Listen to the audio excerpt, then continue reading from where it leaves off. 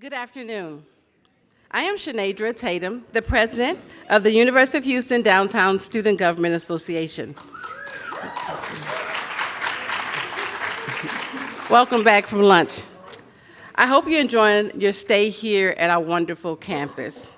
The Student Government Association is an advocate for students here on campus, and we strive to focus on civic engagement and a host of initiatives that are supported here today. I would like to thank the mayors who are representing the cities in Texas, as well as the legislators and leaders who are in attendance today, and that have come to take part in meaningful conversation on topics that affect not only cities in Texas, but cities across America. The University of Houston Downtown Student Government Association believes in civic engagement, just so much that this semester we registered over 1,000 students to vote. In addition, and within the last 4 years, we've registered over 7,000 students to vote. With our signature events, Walk to Vote, where students walk with with people who are running for office, and conversations about issues that matter to them most. As I conclude, I would like to say thank you to all the panelists who are here today, the Texas Tribune, and to Mr. Evan Smith and the Texas Tribune staff. You deserve you deserve to be proud of celebrating 10 years of exceptional journalism for an exceptional state. Congratulations. We are honored that you selected the University of Houston Downtown to host the Exploring the Future of Urban Texas Forum. On behalf of the students here at the University of Houston Downtown, we say thank you.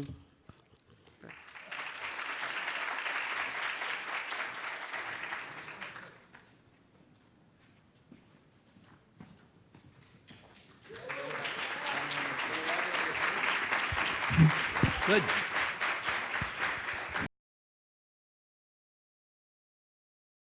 Be on your campus. We appreciate your hospitality. Good afternoon, everybody. Thank you so much for being with us. I want to thank Humana, which is sponsoring our conversation with the mayors. I also want to note that while Mayor Betsy Price of Fort Worth had intended to be here, she had a personal issue that unfortunately kept her in Fort Worth, and so we're sorry to lose her, but we're so happy to have our honored guests.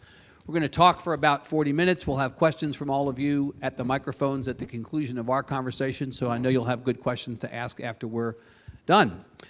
I'm so pleased to introduce two mayors joining us today to have a conversation about the challenges and opportunities for big cities of Texas, not just their cities, but all big cities. On my left, my mayor, Steve Adler, mayor of Austin, first elected in 2014 to lead the 4th largest city in Texas and the 11th largest city in the United States, re-elected in 2018.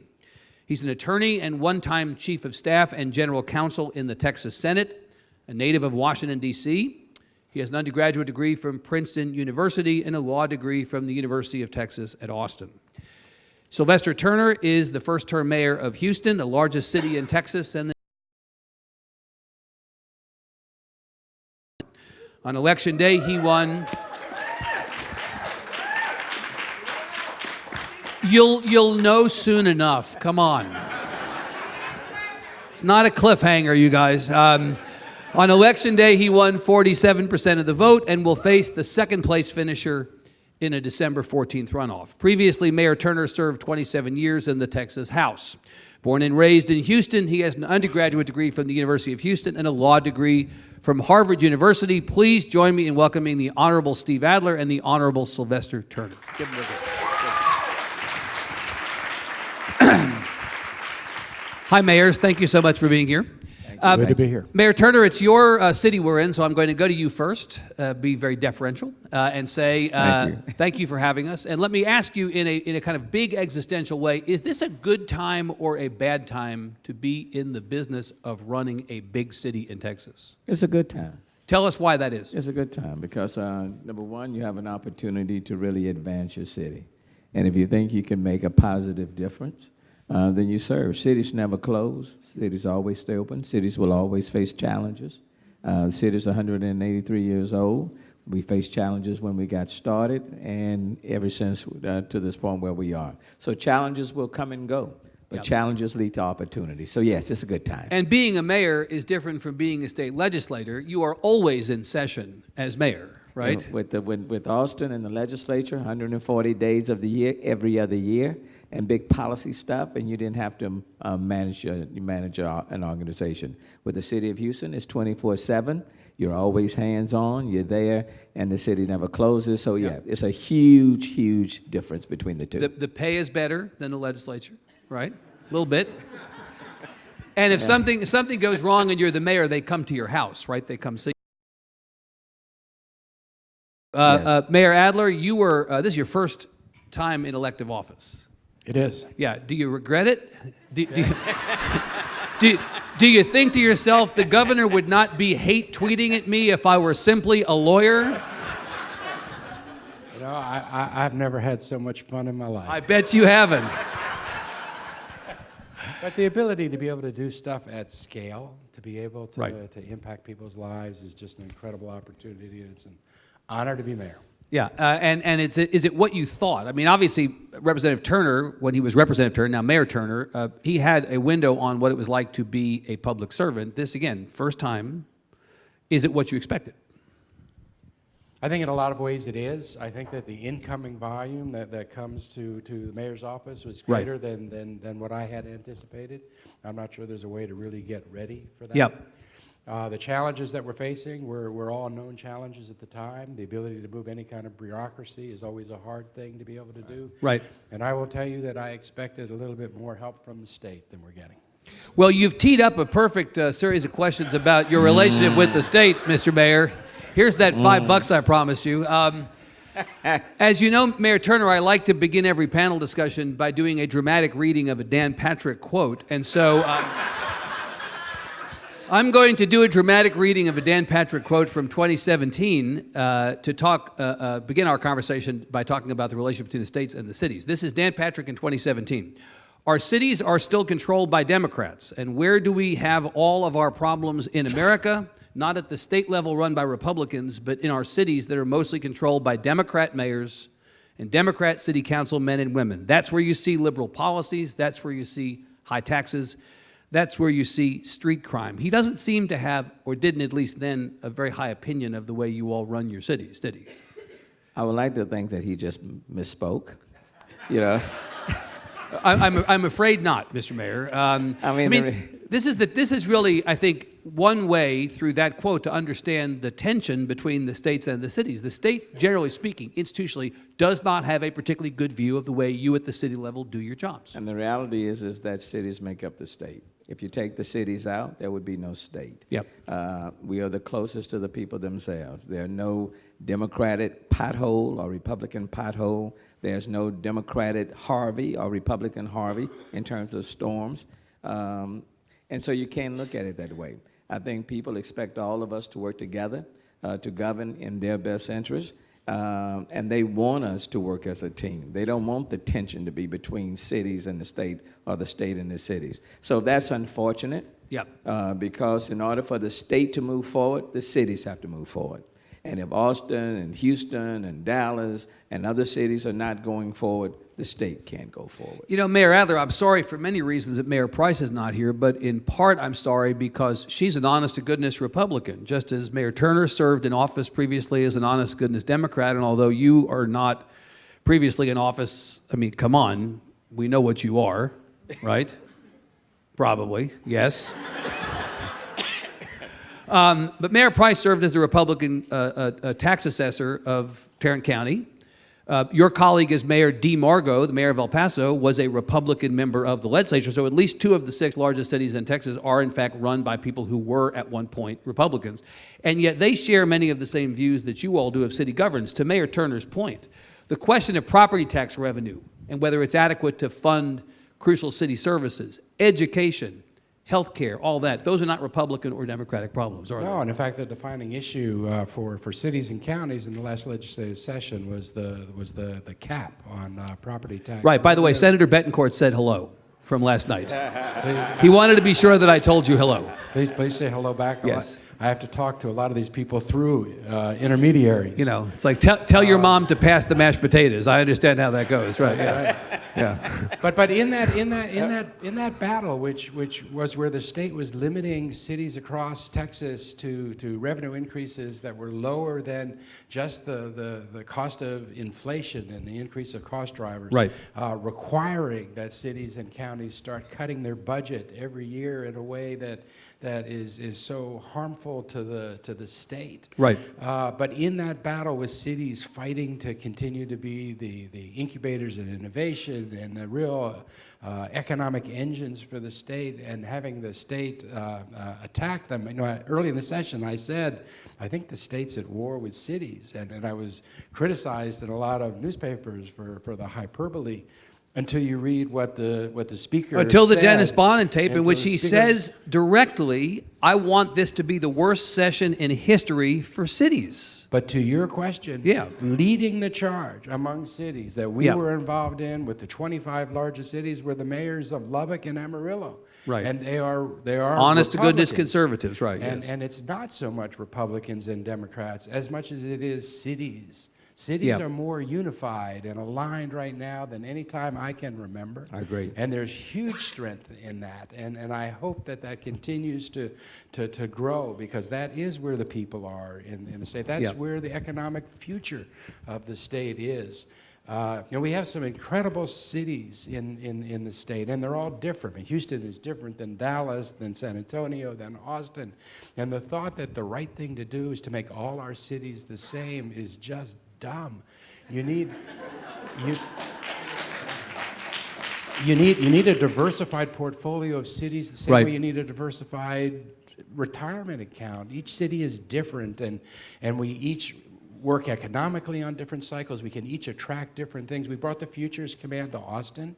If they hadn't come to Austin, they weren't going to go to Houston or Dallas. They would have been in Boston. They were Or looking for whatever. something specific. It's different, but Dallas lands companies, huge companies. Houston does great things that would never be Right. something that comes to Austin. Mr. Mayor Turner, you called out the idea that the best government is that closest to those being governed. That's the old Jeffersonian idea. That's something that used to be an article of faith for conservatives, that you wanted to put government closest to those being governed. Another article of faith for Republicans used to be that one size did not fit all. That used to be a conservative notion of governance, that you could not standardize everything, and now that whole concept has been flipped on its head, But right? those principles still remain true. One Yeah. size doesn't fit all. Yeah. And government is best. That governs closest to the people of city, to the cities. I mean, every Tuesday at 2 o'clock, the people can come and stand right in front of me and tell me what they like or what they dislike. Right. They can tell me what they need and what we are not providing.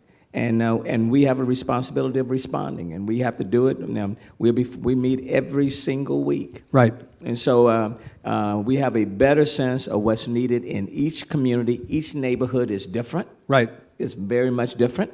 And so you have to customize what is needed in your city based on those communities, what's best on that street, in that neighborhood. Yeah. Well, Austin doesn't know that, you know. Now, they don't know what the needs are. And if we need more police officers, for example, you can't put a lid on the revenue when you don't know what our needs are. So every situation is different. I agree with what Mayor Adler had to say. You cannot govern our respective cities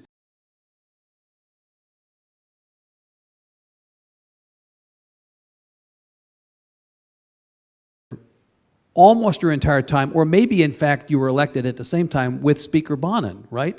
Yes. You both were elected in the mid 90s. I came in shortly before he did, but Yeah. I spent most of my time in Austin working with Speaker Bonnen. With Speaker Bonnen, so you know him. Were you surprised to hear him say on that tape the quiet part out loud? Maybe it's no longer even the quiet part. He said the out loud part out loud. Crush the cities. I mean, I have to say that of all the things that were rumored to be on that tape, I was most surprised by that, of all the things. Well, you know, I know when we met at the beginning of this last legislative session, and Mayor Allen, I don't know if you can recall, we were in that meeting. Oh, he had a meeting with you all, did he not? Yes. Yes. At the beginning of the legislative session, and the tone was very negative. It was just very negative. In fact, I recall saying in that meeting, and I told him, I said, Dennis, wait, ho. You know, you and I have served together. What is this? Right. You know, what you can judge by people's actions. Yep. The words simply affirm what the actions were already showing everyone in the Right. state. When somebody shows you who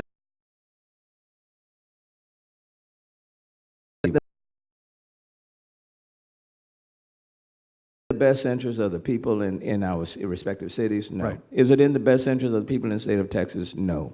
And I hope people will say this is not the way that they want us to govern.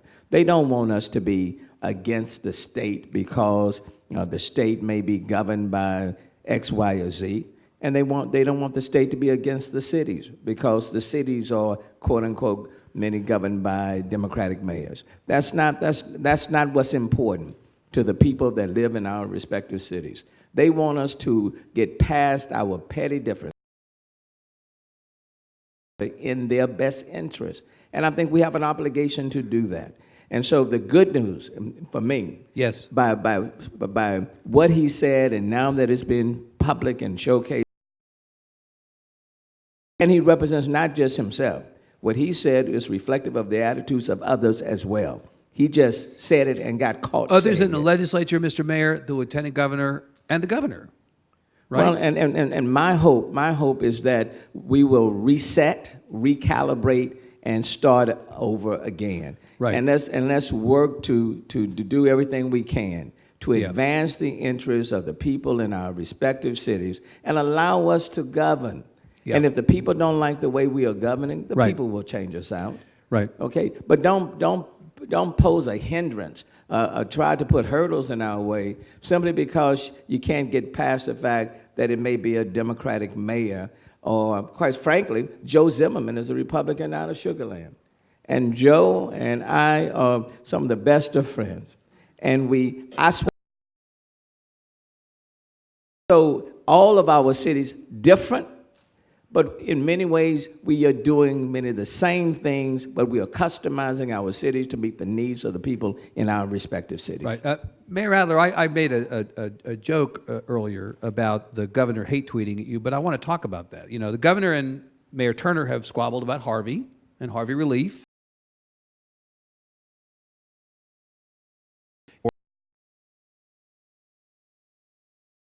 Or maybe it's more of a one-sided war because you haven't engaged as much as he's engaged and his minions have engaged over the homelessness policies of Austin, right?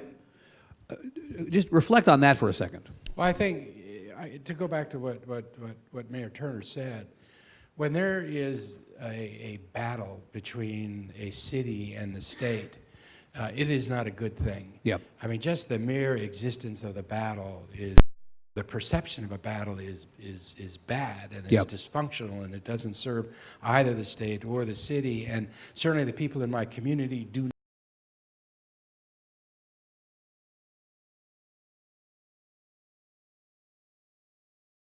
as best I can. You know, I have not been tweeting at the governor questioning his leadership, or, you know, the only times I've tweeted back at the governor was when his staff has apparently gotten punked by social media trolls, and he tweets out a video that's 2 years old. That's claiming that something it's a result- inaccurate. So something inaccurate. Only when you're fact-checking him are you engaging. In fact, that's very true. If you Yeah. look at the times that I've engaged in Right. tweets, just to keep the record straight, because Right. there's no benefit in that. Right. So will you be getting a little bit more active in this conversation at any point soon?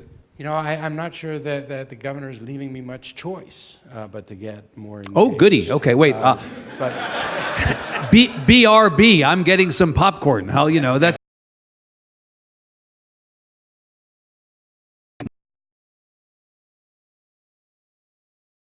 now involved in the homelessness challenge that we have in Austin. Yep. And I think that's great. I mean, the state needs to get more involved for cities across the entire state. And he has a camp that he started. There's only 9 people in it so far. But just You the welcome the help. involvement, I welcome the help. I welcome the help in cleaning up our city. It enables us. The state used to clean up in our city up until March. They abruptly stopped. Right. I think it's great that they're back in, but if the state really wanted to get involved, I'd love some substance abuse treatment. I'd love some mental health clinics. I would love some help with permanent supportive housing. We could take Medicare statewide and raise millions and millions of dollars. Right. But I'll take whatever help the state will give us, because it's more than what we used to get. Calm down, Mayor. Most of that is not going to happen, I'm afraid. But a boy can dream, though. Let's acknowledge that. Mayor Turner, on the question of the state stepping in to help, you have an interesting situation, interesting in air quotes, around HISD right now, where the state has made a decision, speaking of the state and city relationship, to step in and to say we're going to take over the school district, we're going to appoint a board, and we're going to appoint a superintendent. My colleague, Aaliyah Swaby, our education reporter, was at a community meeting last night where members of the Houston community were quite concerned about this, and I believe Deputy Commissioner A.J. Crabbill was here from the TEA, got an earful from the residents of the community. I thought this quote was very interesting. This is from a woman named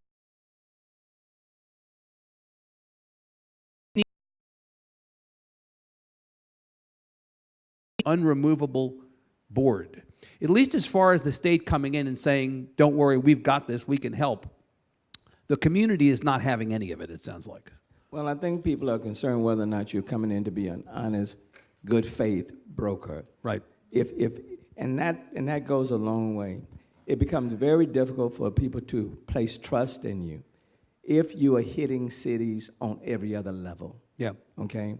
And they begin to suspect your motives. Right. And so then the question is, okay, is this another power play for the state to come in and unravel or undo the school district? Well, for what reason are you coming? What I've said to people on this issue when they've asked me about it, and I've said, and let me put forth a cautionary note.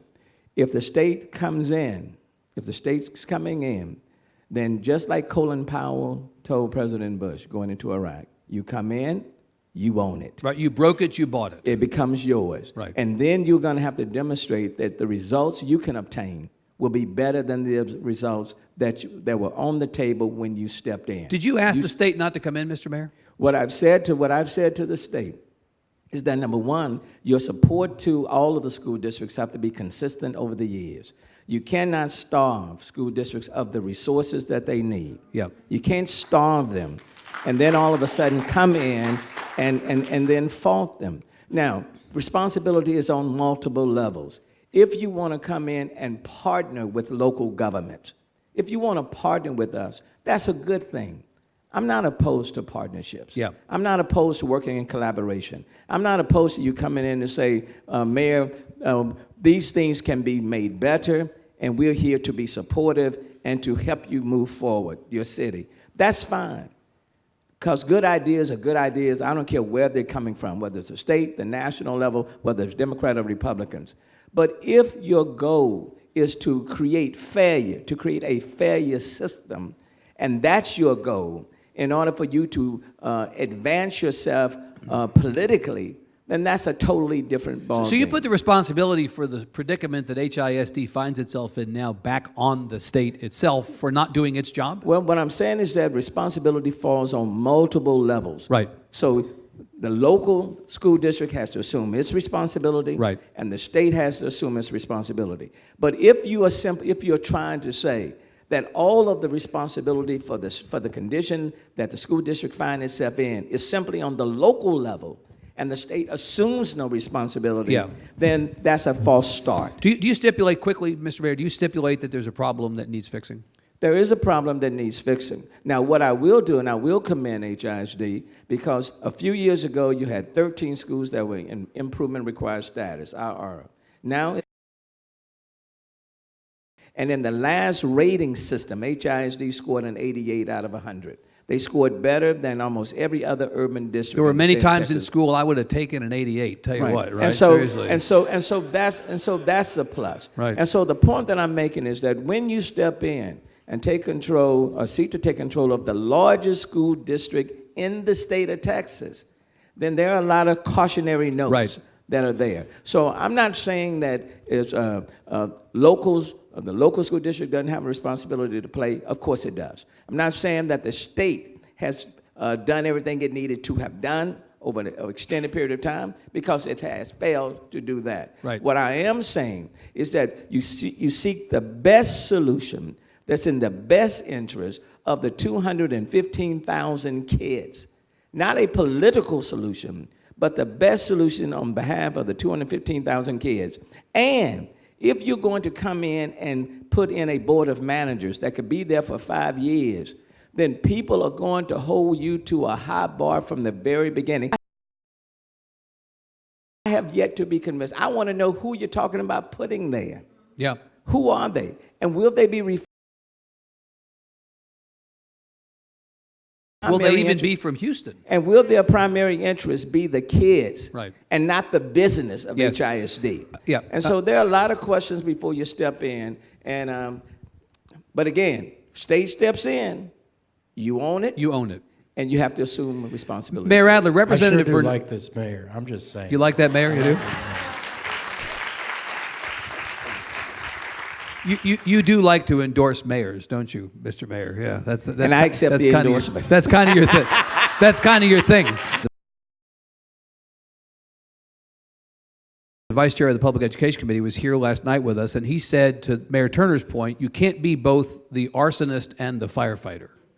And he said on education, at least as it relates to school finance, maybe more broadly than what Mayor Turner was talking about, the state has been both the arsonist and the firefighter. State created a problem and then all of a sudden sweeps in and says, look, we've got a big solution. Well, it's a big solution to the problem that through serial underfunding of public education, you yourself created. And in Austin, where the recapture problem has been larger even than the recapture problem in Houston, you know this firsthand. Yeah, it was getting to the point where it's almost $1 billion a year, local taxpayer dollars that Right. we were sending back to the state. And that's because they were using the same formulas that got adopted in like 1983. Yeah, crazy. That's Right. crazy. And so I think you're absolutely right. I mean, that's a state-created challenge, and I know that they did really good things this last session relative to what they had done before, but I still haven't been shown how that is actually sustained.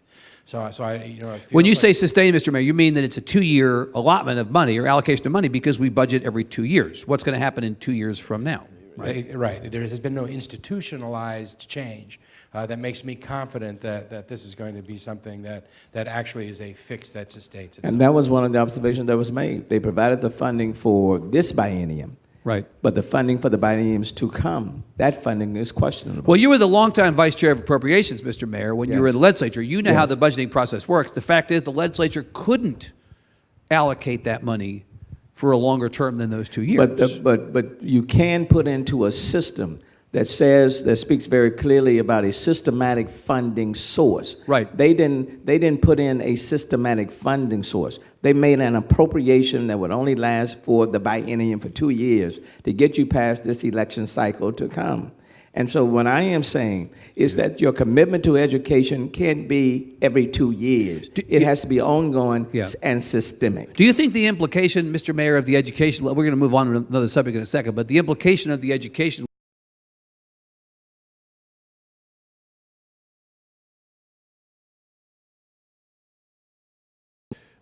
my read is that the families benefiting from that pre-K funding and the teachers benefiting from that salary increase are assuming those are in perpetuity, right? They're not just assuming this is like a one-time gift. You're right. Right? So if all of a sudden the state comes back because we have a recession or because some other present challenge comes up and they can't come back and do this for another 2 years, they're going to see that as a cut.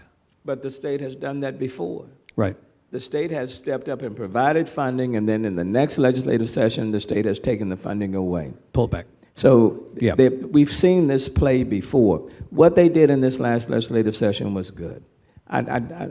You agree it was good? It was good. Yeah. But at the same time, when I look at what's happening with HISD and the actions that are about to take place, I am concerned. I am concerned. Right. And it's been done. Were on the ballot, and several of them have already been defeated. So there are new people coming on board. And I still believe in an elective body. And Right. I'm very concerned where we are going and the direction in which we are going, and making sure that our schools. Do I have concern about whether or not we're dealing with a good faith partner? At this point, I have yet to be convinced. Yep. And I do think it's important for parents and community leaders and others to ask the questions on the front end. And I do think the state has an obligation to answer those questions on the front end before there's a dramatic change on the governance of HISD. And you have not gotten those answers yet. No, but we are asking the Okay. questions. Let me move on to healthcare. Speaking of things that the mayors and other local officials around Texas are having to bear the brunt of because the state has either not acted yet or not acted over time. The uninsured population, Mr. Mayor, Mayor Adler, of the state of Texas, as you know, is the highest in the country of the 50 states. It's almost double the national average. And in some communities, the Hispanic community in Texas, for instance, has twice the likelihood of being uninsured as the Texas average. Double the Texas average, 4 times the national average. The last numbers I've seen, 17% of Austinites are without health insurance. Mr. Mayor, Mayor Turner, without health insurance. This is versus a national average of 11%. It's kind of stunning to think about that. Mr. Mayor, Mayor Turner, your city is just above the Texas average, and Mayor Adler, your city is just below the Texas average, but still pretty elevated. Healthcare question directly impact what you're seeing on the ground in Austin? And short of expanding Medicaid, which in this legislature seems like something that's just not going to happen, again, a boy can dream, what do you do about it? I think it's going to be hard to do anything that is truly at scale without participating in the same Medicaid program that so much of the rest of the country is. And at some point, you would just expect that the taxpayers in Texas would start getting fed up with providing and with their tax dollars this service to people in states all across the country, but not able to participate in our own. As it is, those dollars are either going to come back to us or they're going to come back to some other state. Which is what's happening right now. So in declining the expansion of Medicaid, we're basically financing the health care costs of other states. Absolutely. Having those dollars, but the injury that we suffer is getting compounded. It'll get compounded generationally. It'll get compounded. We're dealing with challenge. You get what you pay for. You get the benefits when you invest, and when you don't invest, the harm in cities. In so many different ways. I went through that list before, but the state's doing a little bit more with mental health, but nowhere near what it should be doing. They're playing mental health. I think even the legislators who are working on that issue would say they're playing catch up the last couple of sessions for years of neglecting that issue. Right? And there's a long way still to go. Right. Just on what we're dealing with here with homelessness, the state of California just a few months ago gave $650 million to their cities to deal with the challenge. $145 million to LA alone. And I think that we got state last year. Out of a nearly $250 billion, $250 billion state budget over 2 years, you got less than $1 million. And many of these issues are connected. Yeah. I mean, Medicaid expansion is a plus, and the state should have moved in that direction a long time ago. Providing additional funding for mental health services, they've done better since 2013, but a lot more needs to be done. When you look at the homeless population and the people who are on our streets, it's not just about providing them with a roof over their head. Yeah. They need the wraparound supportive services. Many of the people that are on our streets are suffering from mental behavioral health issues or substance abuse. It's not just about providing a roof. If you don't provide the wraparound services, they're simply going to come in and go right back out. Right, but Mr. Mayor, you have been successful at this. No disrespect to Mayor Adler, but Houston is lapping Austin in terms of the homelessness problem, just if you look at the size of the growth or the decrease in the population. The statistic that I read in the Texas Tribune is is that the homeless population in the Houston area is down 54% from 2011. And one thing I like about the Texas Tribune, it speaks the truth, Does and it? it's factually correct. So can you tell us, because the state is not helping you and not helping him, you're all not receiving the support that you might like north of you. Can you explain, Mr. Mayor, what it is that you've been able to accomplish in Houston that might be modeled for other cities? And I'll go back and give a lot of credit to former Mayor Nice Parker. Mayor Parker was the initiator of this, And I right? give Yes. her a lot of credit because since 2012, we've reduced the number of homeless population, people who are homeless on the street, by 17,000.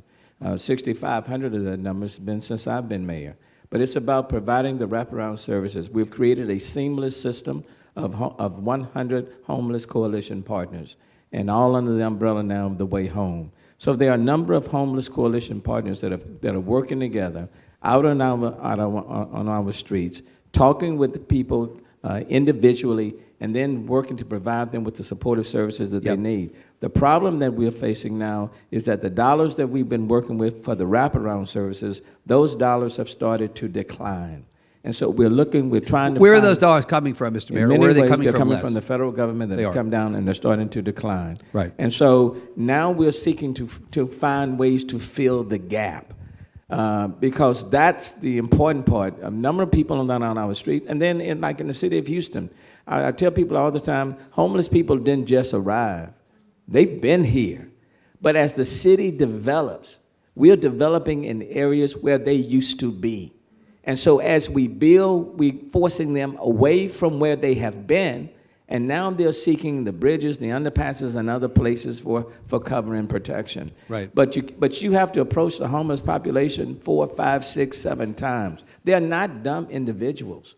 They know whether you care or not, but they need the wraparound services in order to get them back on their feet and to stabilize them. What we do know is that when we provide the wraparound services, 90% of them remain housed when you provide the wraparound services. Mayor Adler, where's the secret in that cannot be applied in the case of Austin, or Well, can it be applied? I think there's a lot that cities, not only in Texas, but around the country, need to go to school on what's happening in Houston or in Orlando. Boston has been a and good other cities success, that have right? done Yeah. Well, but Yeah. in that Texas Tribune article, because I also go to school on those articles, it was an article that was comparing Dallas to Houston. It was, And it absolutely. was saying, why is there a difference? Because in the same time period last year, the homeless count in Austin and the nation was up about 5%. Austin was about average for the country. Dallas went.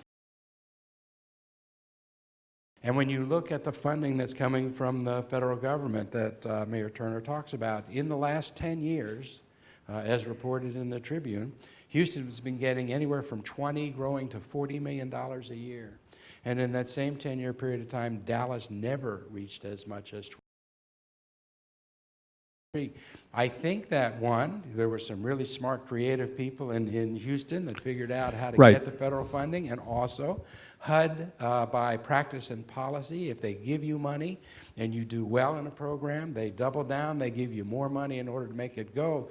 Houston got in early, worked hard, showed the successes, and started drawing down more and more federal funding. But what that does show to you is that there is a direct relationship between success and the resources that you have to provide housing and those services. Yeah. And if you do that, and just to because you said it exactly right, I don't know what you do to solve poverty in a city. It's a really complicated issue, many faceted. I don't know what you do. You do everything. I don't know what you do to help with the disparity in wealth. Yeah. 1,000 different things. But homelessness, we know exactly what it takes. Because if you do what it takes, you are 90% effective. Austin's been able to get, along with a handful of other cities, to effective zero veterans homelessness. We know what works. We took half of the homeless children that were on our streets off our streets last year. We know what works. It's just a question of having a community that is committed, that sets the priority, and then gets the job done.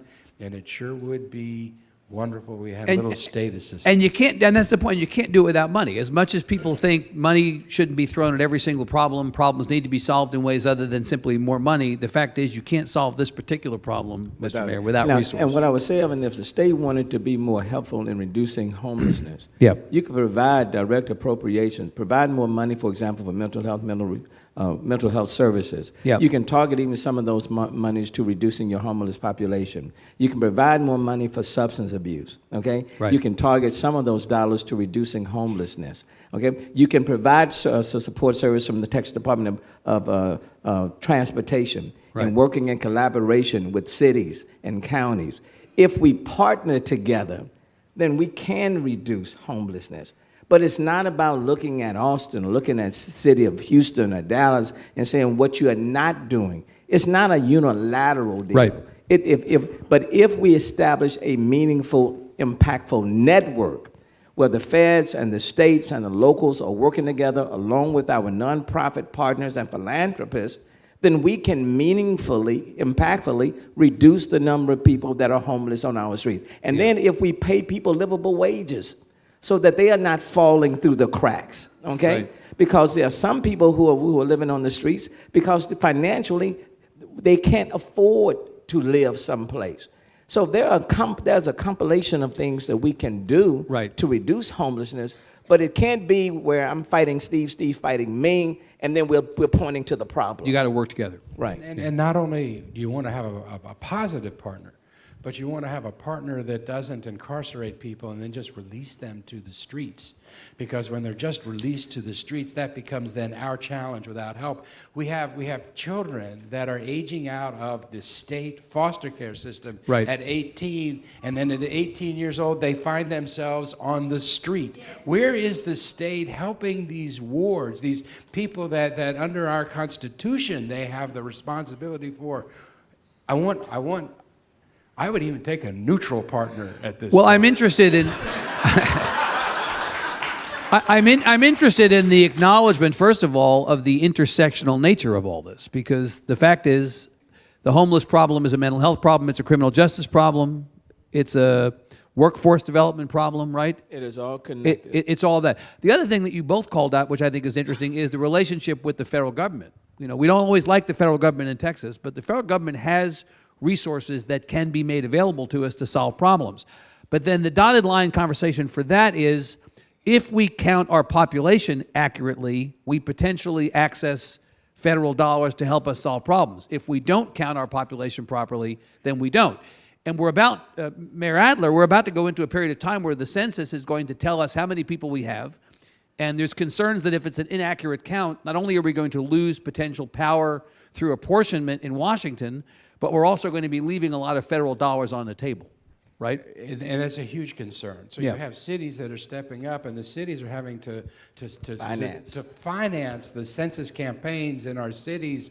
Where is the state? The state is not assistance spending, from what on we can tell, census? any money on Not marketing one the census. dollar. And you Not look $1. at the states Not that we're $1. competing with. We're fighting over the same Right. finite pot of money, and they are spending the dollars to go out and have everybody counted so that they get the funding. Right. And our state is AWOL. Mayor Turner, you've been in politics for a long time. Why is the state not after an honest count? Well, the question has Say to it be, plainly. Do they?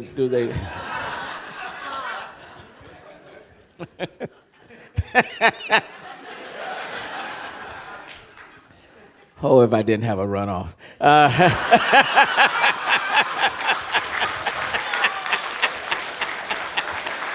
For purposes of today, the only thing we want you to run off right now is your mouth. So go ahead.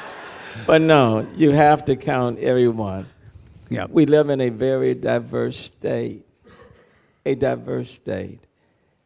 diversity is an asset. If you view diversity as a liability, then you're not going to want to count people in your state. Do you think the state views the diversity of the state as a liability? I can't speak for them, for the state. What I will say to you, though, is when you don't invest $1 to making sure that every single person in your state is counted, and you leave it to the cities to do the count, where the cities have to come out of their coffers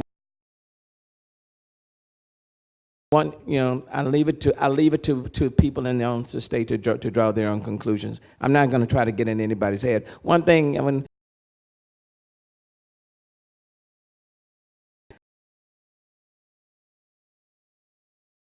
because that's not important to me. It's not important to anybody who we represent, Right.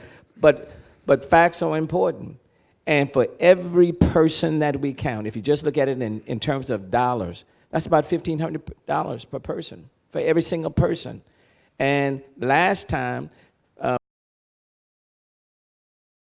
percent were uncounted. And 5% of people across the country, kids 5 years and older and younger, we did not count. They were left out.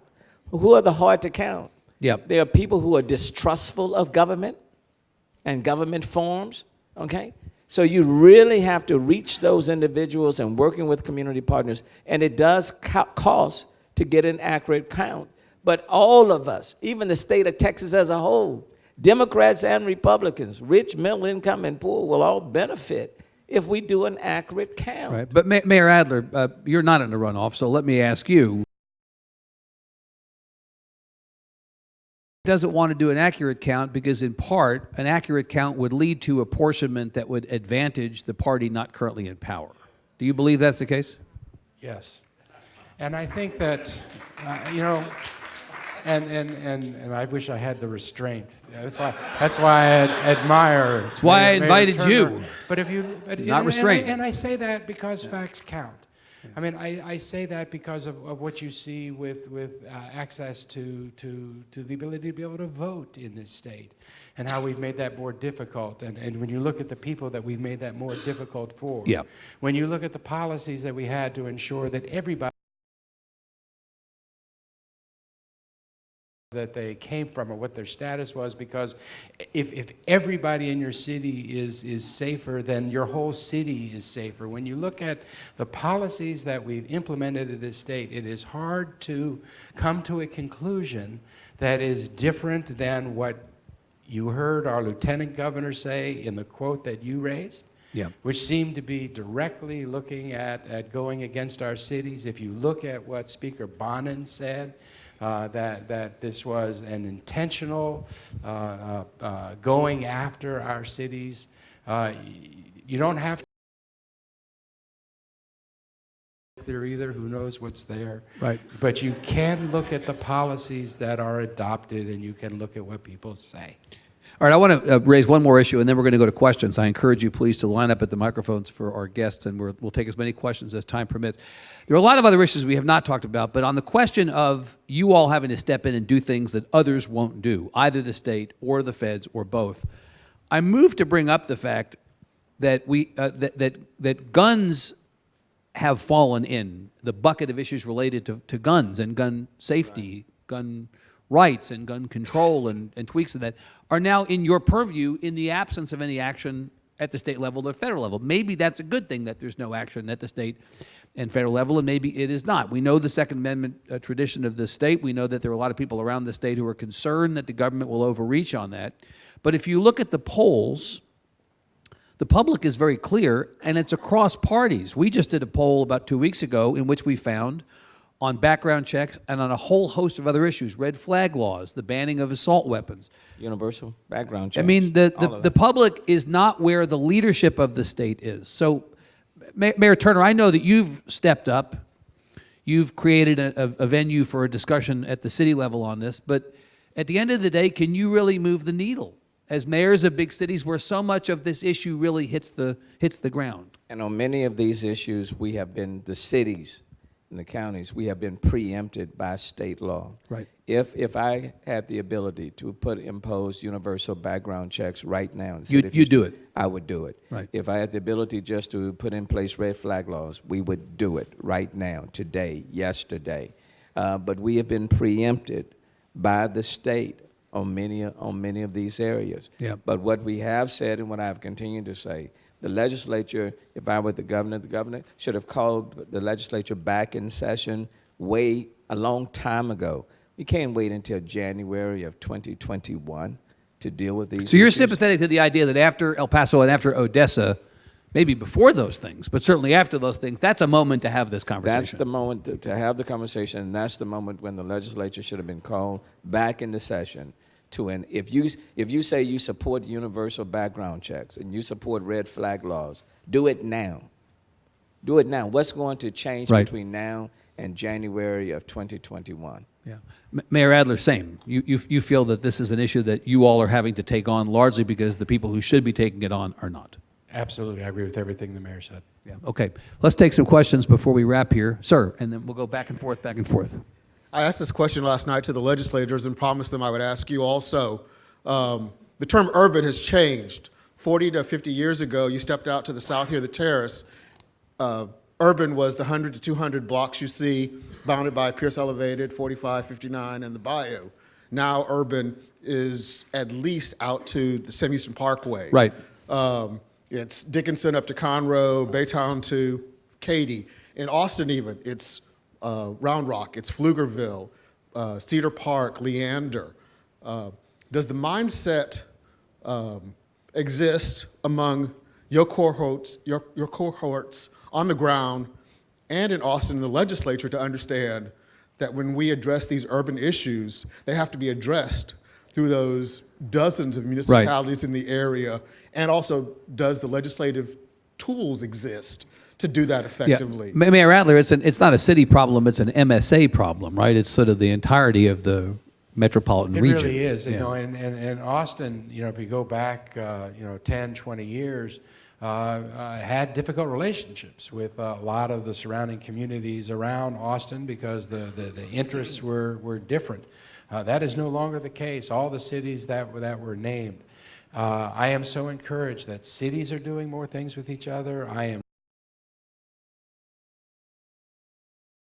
areas that we were having trouble reaching agreement for before, we now realize that we share common problems and there's no way to solve every problem is a regional problem. So we're doing things with all of those cities in ways that we have never done before. And to your question, you know, some of the institutions to get some of this work, Yeah. the councils of government, and quite frankly, just the political will. When a metropolitan area gets together and has as a people, a community that's willing to vote to further the interests of the communities, there's power in not just having a city delegation, but a regional delegation that are aligned in Austin. And the politics of those suburbs, many of the suburbs of this general. I mean, Lupe Valdez beat Greg Abbott in Hayes County in the governor's race, right? In a million years, you wouldn't have thought that would happen. But really, the cities have leached out into the suburbs to the point that you all now have a lot more. Houston, we work and play well with Pasadena, Sugar Land, Yeah. Katy, Stafford, Missouri City.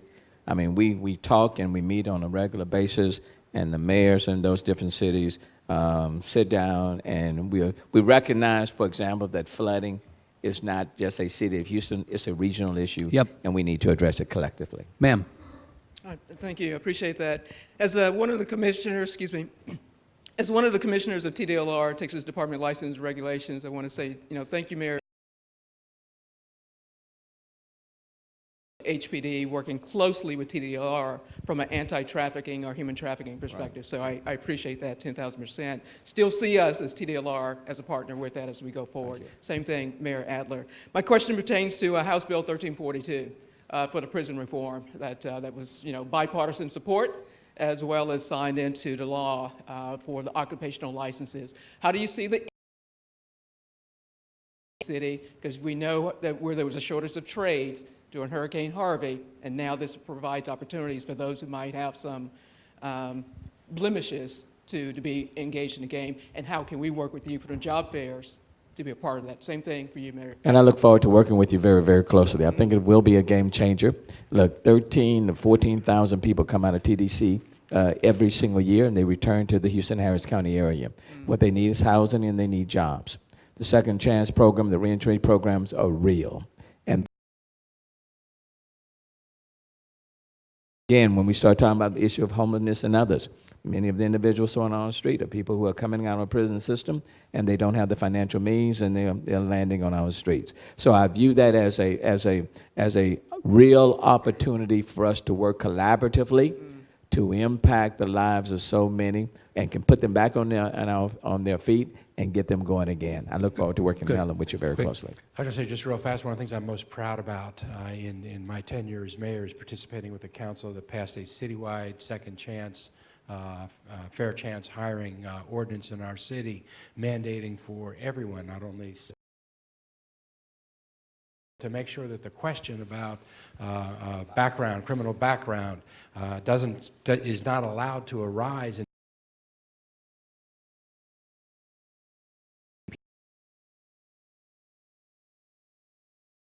And then when they learn about a background, they can put that into perspective. So we have a lot more people getting jobs now. Good. Sir. Thanks for that.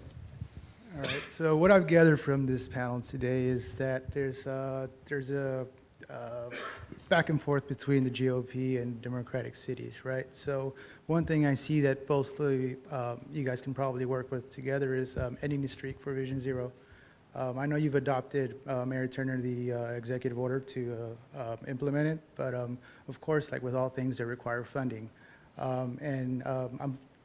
How confident do you feel that you could probably pull away some money from the state to kind of campaign and build and support the the initiatives that you've started here? I'm also I'm a member of the. One thing I'm looking forward to is trying to adopt and with emphasis on cyclists and pedestrians. What do you say? Yeah, we have adopted the Vision Zero, and we're excited about it and the Safe Street Initiative. And I would tell you, just about a week and a half with Commissioner Ryan with the Texas Department of Transportation, moving in a similar direction. So collaboration does work. Let me just say this: cities, we're not interested with the governor or the lieutenant governor speaker. I'm not interested in doing that. My primary job is to make sure that we take care of the people in our city. So I'm not opposed to the governor because the governor is a Republican. I don't want the governor, anybody, to be opposed to me and being the mayor of the city of Houston because I'm a Democrat. In fact, it would be in your interest to work better with the state. Right. So let us be very, very clear. Neither this mayor nor myself, we're not saying we want to engage in anybody's war. Let's have peace today and let's move forward, and I'm fine with that. But you can't tell me that you want to work against the interests of the people in the city of Houston because of who happens to be the mayor of the title. That doesn't work either. So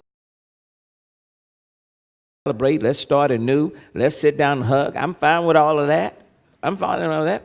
But at the same time, I'm not going to let you just run over me either.